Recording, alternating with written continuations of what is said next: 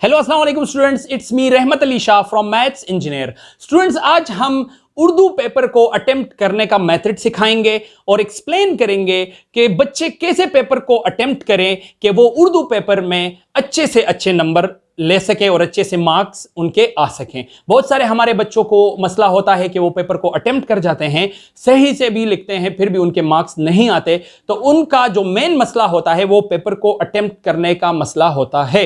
तो इसको आज हम एक्सप्लेन करेंगे, इसलिए आपने वीडियो को बिल्कुल भी स्किप नहीं करना और एंड तक देख लेना है। जी, तो हम स्टार्ट करते हैं अपनी वीडियो। हम सबसे पहले जब हमें उर्दू का पेपर मिलता है तो उसमें हमें शॉर्ट क्वेश्चन मिलते हैं। 8 से 9 से 10 अटेम्प्ट करने पड़ते हैं। तो आपको अगर याद होगा, वो शॉर्ट क्वेश्चन हमारे जितने भी उर्दू में हमारे सबक दिए गए हैं उनके एंड में वो शॉर्ट क्वेश्चन ऑलरेडी मौजूद होता है। तो सबसे पहले तो आपने जो शॉर्ट क्वेश्चन आपको याद हो उस शॉर्ट, मिसाल के तौर पर क्वेश्चन पेपर आपको मिला और क्वेश्चन पेपर में शॉर्ट क्वेश्चन नंबर 4 आपको शॉर्ट क्वेश्चन नंबर 4 आपको सबसे अच्छा आता है। तो आपने मार्जिन लाइंस लगा दिए हैं जैसे मैंने लगाए हैं। फिर यहां पर आपने पहले लिखना है शॉर्ट क्वेश्चन नंबर 4। अब आपका आंसर नंबर 1 है वो, तो आपने यहां लिखना है कि जवाब नंबर फर्स्ट। ठीक है, इस बात का ध्यान रखना कि क्वेश्चन नंबर आपने मार्जिन लाइन के अंदर लिखना है और आंसर मार्जिन लाइन के बाहर लिखना है। दूसरी जो जरूरी बात है वो ये है कि आप कोशिश करें कि जितने भी क्वेश्चंस आप याद करते हैं उनके मुसन्निफ के नाम और वो सबक का नाम आप जरूर याद कर लीजिए। मिसाल के तौर पर आप जब जवाब शुरू करते हैं तो इसमें 2 तरह से आप लिख सकते हैं। एक आप लिख सकते हैं हवाला सवाल। हवाला सवाल में यह कहना है कि यह सवाल फलाने सबक से लिया गया है जिसके मुसन्निफ का नाम है ये। एक मेथड हो गया हवाले सवाल का।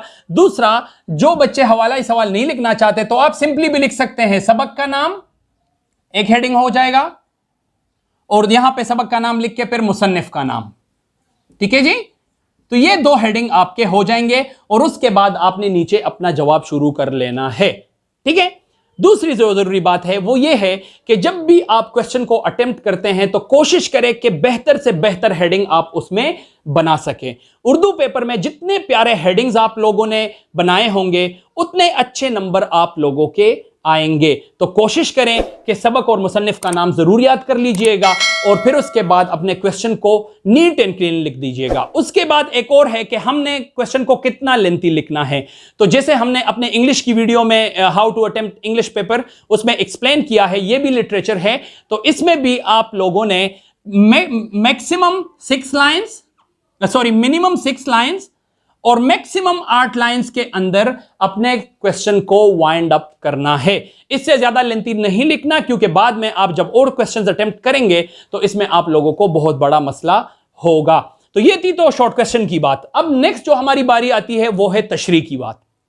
आपको किसी गजल से या किसी नज़म से कोई शेर दिया गया होता है या कोई बंद दिया गया होता है जिसको आपने तशरीह करनी है। तो सबसे पहले तो आप इसके लिए शायर का नाम जरूर याद कर लीजिएगा। नज़म का नाम ना भी याद हो तो आपने जो गज़ल को या जो नज़म को चूज किया तशरीह के लिए, आप उसके शायर का नाम जरूर याद कर लीजिएगा ताकि शायर का नाम आप लोगों को आ सके। और शायर के नाम लिखने से ही आपको पेपर में तकरीबन 2 से 3 मार्क्स दे दिए जाते हैं। उसके बाद आपने हेडिंग देनी है तशरीह की। ठीक है, तशरीह की हेडिंग देने के बाद आपने सबसे पहले इररिलेवेंट तशरीह नहीं करनी कि पूरा नज़म एक्सप्लेन कर दीजिएगा, नहीं। आप सबसे पहले जो आपको शेर दिया गया है उस शेर की तशरीह 3 से 4 लाइन में एक्सप्लेन कर दीजिएगा। उसके बाद आप नीचे फिर खुद से, अगर उस शेर से रिलेटेड, उस नज़म से रिलेटेड बातें आपको याद है तो उस शेर को फर्दर एक्सप्लेन कर लीजिएगा। बट पहले 4 से 5 या 6 लाइंस जो आप लिखेंगे वो सिर्फ उस स्पेसिफिक जो आपको पोएट्री दी गई है या जो आपको बंद दिया गया है या जो आपको शेर दिया गया है उसकी ही तशरीह कीजिएगा। नीचे जाके फिर आप अपने ख्यालात का इजहार या शेर का नाम या असल में शायर ये कहना चाह रहा है या जो भी, आपने फिर उसको फर्दर एक्सप्लेन करना है। अब कितना एक्सप्लेन करना है? शेर की तशरीह 10 लाइन से 15 लाइंस तक आप लिख सकते हैं, इससे ज्यादा लेंथी आप लोगों ने नहीं करना। ठीक है जी। तो तशरीह की बात भी हो गई, क्वेश्चंस की बात भी हो गई। नेक्स्ट हमारी बारी आती है सियाको सबाक की। सियाको सबाक आप लोगों ने क्या करना है कि जो मिसाल के तौर पर आपको सियाको सबाक दिया जाए उसको आपने एक्सप्लेन करना है।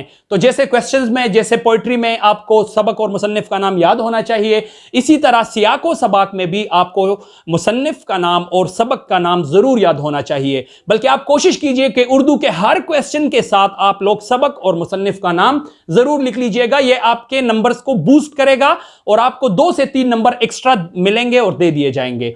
तो सियाको सबाक, जब आप पहले सियाको सबाक लिखते हैं, सियाको सबाक का हेडिंग देने के बाद अब बहुत सारे स्टूडेंट पूछते हैं कि सर अगर हमें उस स्पेसिफिक पैराग्राफ से पहले यानी सियाक और सबाक नहीं पता तो हम क्या करें। तो एक बात अगर आपको याद है, सियाको सबाक मतलब उस जो आपको स्पेसिफिक पैराफ्रेज या स्पेसिफिक टॉपिक दिया गया है उससे पहले की बातें या बाद में थोड़ी आपको याद है, तो उसको 7 से 8 लाइंस में एक्सप्लेन कर दीजिएगा। ठीक है, इससे ज्यादा लेंथी नहीं। अगर स्टूडेंट्स को सियाको सबाक मतलब उस स्पेसिफिक पैराग्राफ से ऊपर और नीचे का किस्सा नहीं पता होता तो वो क्या करेंगे।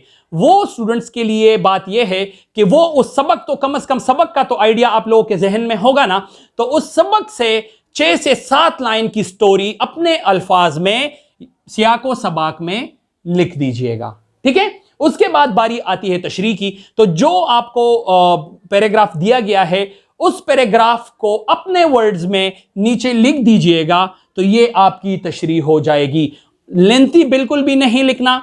जो पैराग्राफ आपको दिया गया है एक एक लाइन आप लीजिए और अपने अल्फाजों में लिखिए, फिर एक लाइन चूज करें और फिर अपने वर्ड्स में लिखिए। इसी तरह एक एक लाइन को आप तशरीह करके लिख देंगे तो पैराफ्रेज आपका, सॉरी, सियाको सबाक आपका खत्म हो जाएगा। ठीक है। अच्छा, इसके बाद एक क्वेश्चन आता है कि सर उर्दू की राइटिंग जिनकी गंदी हो, तो आप स्टूडेंट्स के लिए एक बहुत ज्यादा रिक्वेस्ट, पहले तो आप क्या करें कि उर्दू की राइटिंग जिनकी गंदी है तो वो जो मतलब नजदीक बिल्कुल भी मत लिखिएगा। ठीक है, आप खुला खुला लिख लीजिएगा। मिसाल के तौर पर आपने लिखना है शायर का नाम, तो शायर का नाम।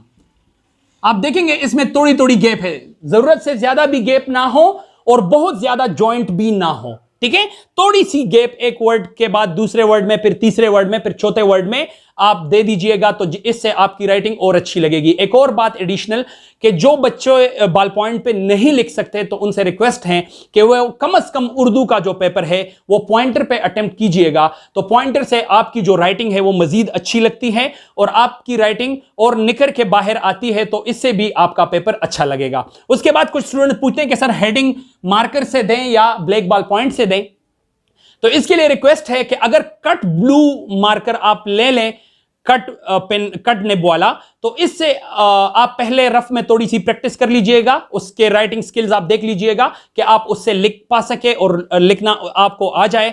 उसके बाद आप लोग कोशिश करें कि हेडिंग जो है कट निब वाले ब्लू मार्कर से दीजिएगा, तो उससे आपके पेपर को मजीद खूबसूरती मिलेगी और आपको मजीद अच्छे से अच्छे नंबर मिलेंगे।